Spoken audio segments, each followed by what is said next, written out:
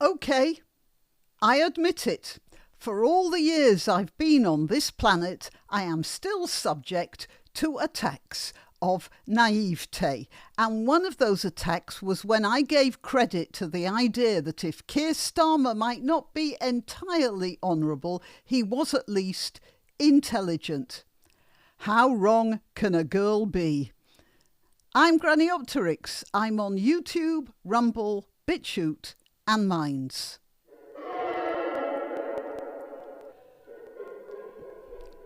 So this morning I woke to, well, two things really. The first is that the heating has broken down.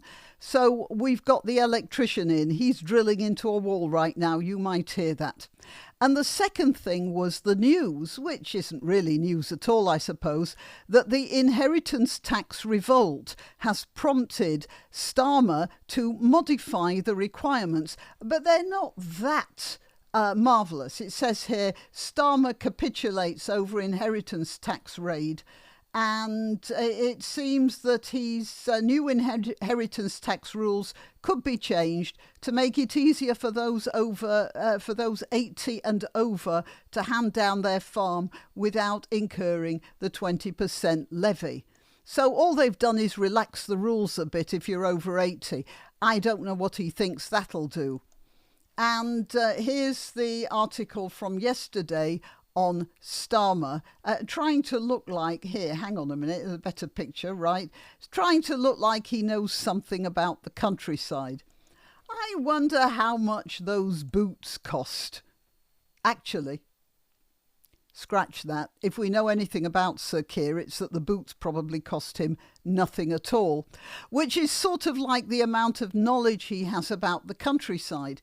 In fact, it seems that it's around the same amount of knowledge that he has about the background of his own cabinet members, isn't it? At the rate these things are going, I'm starting to wonder if he even got that knighthood or if it was something he found on the back of a cereal packet. I'll just go through a few things about the inheritance tax. As it's set up now, it kicks in when the worth of the farm is over £1 million. And that includes not only the land, but the assets like machinery. So I thought I'd look up the price of machinery in the Farmers Weekly. New and improved models at the top and bottom end of the performance spectrum characterises the changes in this year's Ultimate Guide to Combines, along with the arrival of the first £1 million machines. While Case 1H or IH class and New Holland have hit the 750,000 mark or thereabouts with their flagship models, the John Deere X9 1000 on tracks with a 12.2 metre HDX header, I've no idea what this is, and both wheeled and tracked versions, etc., carry a list price of more than £1 million. Right, so the newest £1 million, a lower version £750,000. Okay, you might get a second or third hand one for, like £200,000. But it means that if you're a farmer who wants to increase productivity and so get a really top combine harvester and then you die, your kids will end up having to sell the farm. So why would you invest in that £1 million combine harvester? And that applies to all sorts of other agricultural machinery as well. Things like silos and storage barns. They have to be very well built and with machinery in to keep them to constant temperatures. And then, of course, there's the livestock and the breeding stock. And after that, there's the tenant farmers issue. Just a minute, I had a thing on that too. Yeah, Tenant Farmers Association said they'd asked the Treasury if it knew how many APR, BPR claims were made from landlords with multiple tenancies and was told it could not provide the data. Let's assume you're a large landowner, well, not that large, but pretty large, and you have 1,000 acres and you are actually renting out the land to, let's say, 2 tenant farms, each one 500 acres each. When you die, the landowner, your kids are going to be zapped for colossal amounts of tax. And of course, your kids will end up selling the land. So some towny idiot would say, well, the tenant farmers can buy their own patches, can't they? Yeah, like most farmers could afford that. So what would happen? The land would be split up and sold to conglomerates, and the tenant farmers would be out on their ears. It's true they might get compensation, but their knowledge of farming will go when they decide to take the money and bugger off to the Maldives or whatever. If you remember, Starmer was asked in an interview how he would define a working man, and you could tell he was thinking of something like this. Just a minute. Yeah, something like this. This was a workers' poster from 1910, but it hasn't changed in socialist thought since then. The machine oil-streaked overalls, the hammer and the adjustable spanner. Even as he was saying it in the interview, you could see he knew it was wrong. But he couldn't think of anything else. So he was talking about people who don't have that much savings and that sort of thing. In other words, what he was talking about was people who rely on the state for their income. And I'm pretty sure when he thinks of farmers, he's got somewhere in his head this Soviet idea of men with string holding up their trousers as they pitchfork hay into a horse-drawn cart. It's obvious he has no idea, absolutely no idea, how high-tech, how expensive and how officially constrained farming is nowadays. And he certainly doesn't know how much agricultural equipment costs. And by the way, even the land in our increasingly crowded island. So what happens when the farm closes? Well, you see, farms provide jobs as well. There are feed producers who give jobs to people and they provide feed to the farms. They'll eventually close if enough farms close down. Delivery firms will close. Firms that specialise in moving animals from one place to the next. Distribution centres close. And local jobs in the towns near the farms.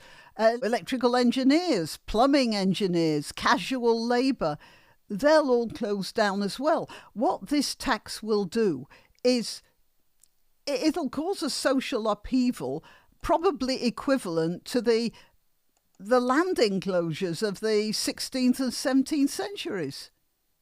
I wonder if that's what Starmer wants. At this point, you start to wonder whether that sort of social upheaval is in his agenda. But then again, he's the sort of person that believed that Rachel Reeves was an economist. And when asked about the disastrous tax that she just proposed, responded, but the BBC said that it wasn't going to cause much trouble. And that was his argument. His argument was that the BBC thought it was all right.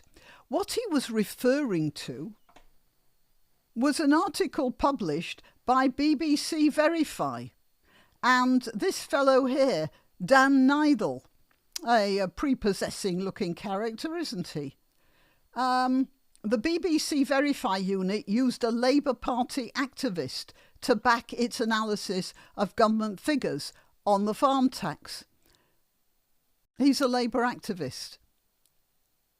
And he also seems to have been somewhat economical, or perhaps you could say economist, with the truth, as he described himself as an independent tax expert. Here, let's find that. Here we are. The broadcaster's fact-checking service quoted Dan Nidal as an independent tax expert in a piece assessing how many British farms would be affected. And apparently Mr. Nidal dismissed the Country Land and Business Association estimates as hyperbolic fake stats.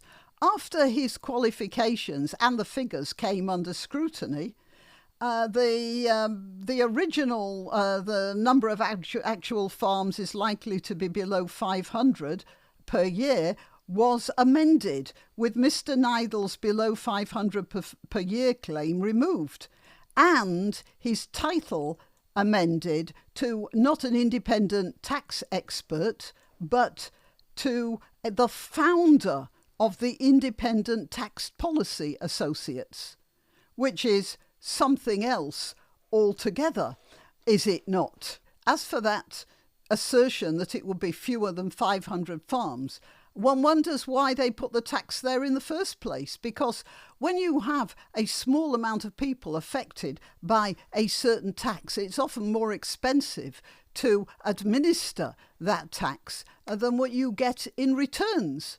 But that's for another study. Oh, and another thing, Mr. Nidal, obviously a city boy, in his report confused hectares with acres. And that is quite literally a huge mistake. A hectare is 2.4 acres. So when you're estimating the size of a farm, you really have to get your hectares and your acres sorted out, don't you?